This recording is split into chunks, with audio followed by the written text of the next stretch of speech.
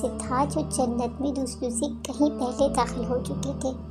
یہ وہ لوگ تھے جو نیکیوں میں سبقت لے جانے کے بنا پر جنت کے اعلیٰ ترین درجات کے وارث ہوئے تھے۔ تاہم باقی اہل جنت جن کے حق میں روز محشر نجات کا فیصلہ ہو چکا تھا، وہ بھی رفتہ رفتہ میدان حشر سے یہاں آنا شروع ہو گئے تھے۔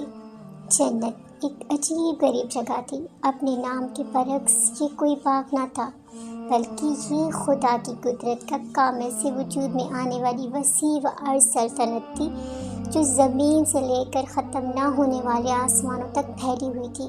سابقہ دنیا میں ایمان اخلاقی امتحان میں سرخرو ہونے والے خدا کے نیک بندے اب ہست مراد اس جنت کے مالک بن چکے تھے۔ اس جنت کا ایک حصہ بادشاہی تھا جو ہر جنتی کو خدا کی طرف سے بطور جزا عطا کی گئی تھی۔